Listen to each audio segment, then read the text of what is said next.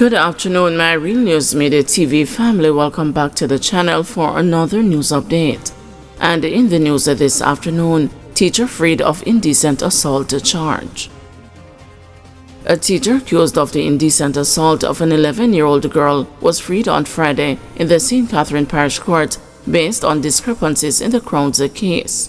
The 58-year-old accused was defended by attorney-at-law Walter Melbourne, who told the court that his client was not guilty and that the Crown had failed to establish a prima facie case. Presiding Judge Desiree Allain agreed and said there were inconsistencies and discrepancies that would not allow the court to call upon the accused to answer the charge.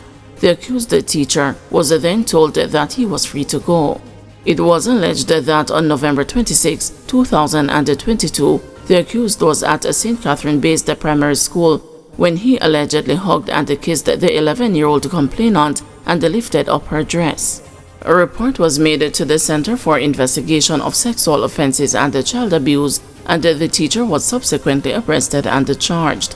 He made numerous court appearances before being freed on Friday. Curfew imposed in West Kingston.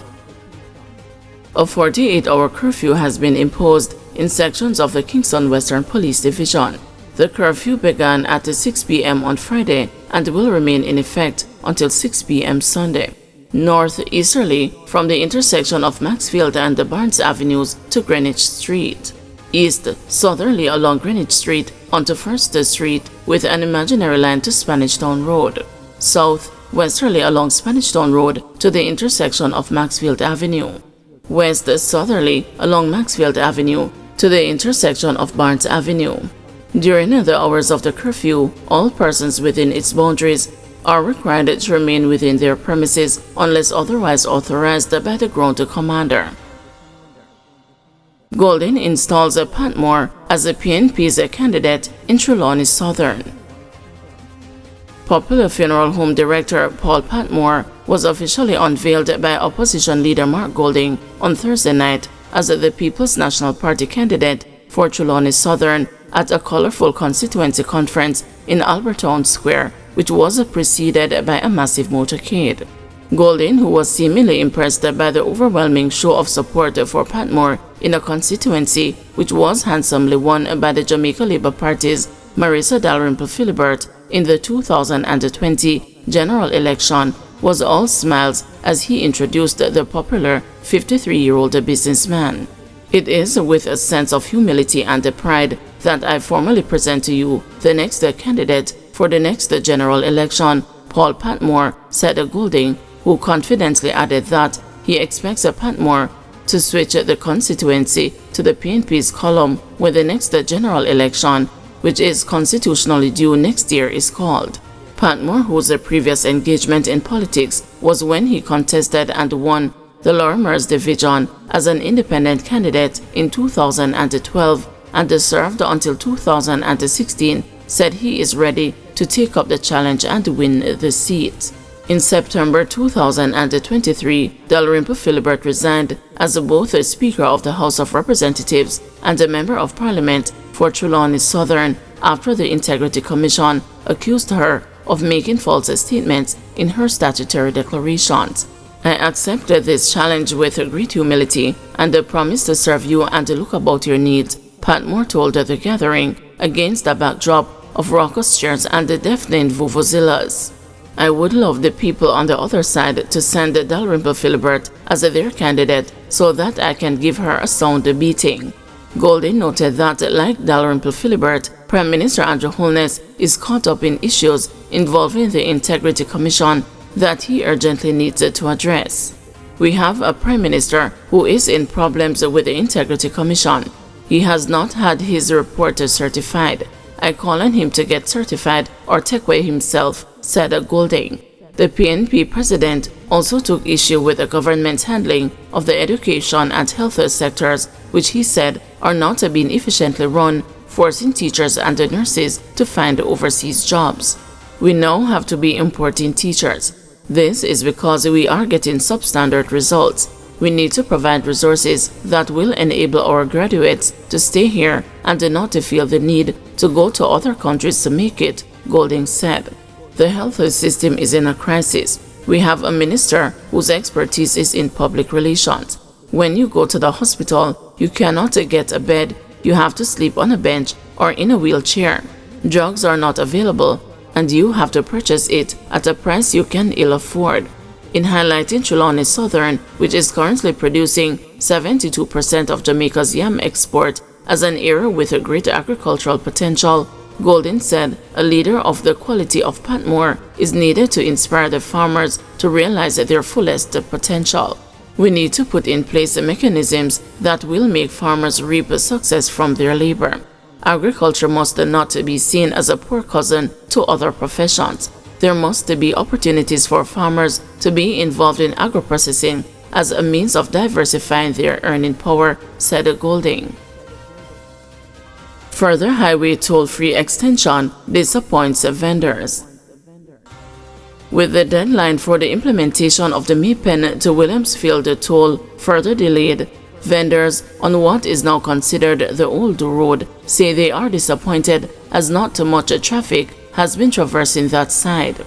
For decades, restaurants, roadside eateries, bars and the vending spots in Clarendon and Manchester have been go-to places and rest stops for commuters traveling between Kingston, Mandeville and other points west along the south coast.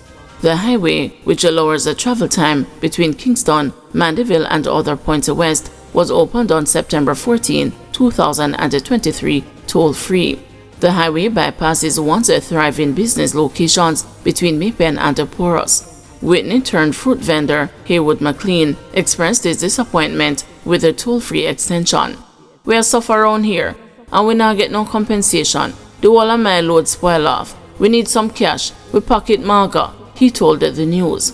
"We'd like for them to start toll so that some of the vehicles can come back around here. Some of the people are not going to be able to afford 3 tolls to reach a town," he added, in reference to motorists who are tolled at the vineyards in St. Catherine, Maypen, Clarendon, and now at Williamsfield, Manchester. Scott's Pass bar operator Leroy Elderbuster Clements shared a similar sentiment. "Round here so get mashed up from January until now. Nothing now going round here so for nobody. We're not making any money at the bars, the fruit stalls. Everything get messed up. When it told we give thanks," he said. In a notice on Friday, the National Road Operating and Constructing Company Limited announced the third extension since January. The commencement of tolling on the Maypen to Williamsfield Highway, scheduled for August 17, 2024, will be further delayed. NROC appreciates the public's continued patience and understanding. Relevant updates will be provided as soon as they become available, the company said. NROC is responsible for overseeing the design, construction, and the maintenance of Jamaica's highways. The Maypen to Williamsfield leg includes approximately 23 kilometers of a 4-lane arterial divided highway on a new alignment and approximately 5 kilometers of the existing Melrose Hill bypass, now a 4-lane arterial divided highway. DCP Bailey cites gang prosecutions among greatest career achievements. Less than a month before he closes the curtain on 4 decades of policing, Deputy Commissioner of Police Fitz Bailey says that the prosecution of multiple gangs has been among his greatest achievements. Just this week, Prime Minister Andrew Holness pointed to an almost 50% reduction in the number of gangs operating in the country from more than 380 to approximately 185. DCP Bailey credited a partnership with the Counter-Terrorism and Organized Crime Investigations Branch for this improvement. When we first working together through CTOC, we started to focus on the gang as an organization. With the focus on the gang as a criminal organization, I think what we are benefiting from now in terms of the murder reduction that we are seeing, coupled with other initiatives, I think that is one of the most impactful achievement, because a significant of the gangs have been impacted. And once you start, the idea is that you disrupt a particular gang and hoping that the message will be transmitted the men and women that work within the criminal investigation branch, they now have a direction. They now have a focus, a strategic focus. And I think if they stick to the strategy, stick to the plan, it will redound in greater reduction and ultimately a better Jamaica. Meanwhile, former Director of Public Prosecutions, Paula Llewellyn, in reflecting on her 16-year tenure, said that DCP Bailey was not afraid to challenge her in discussions of law. Ms. Llewellyn, who was also at the pre-retirement ceremony, said that this discourse fueled a professional friendship.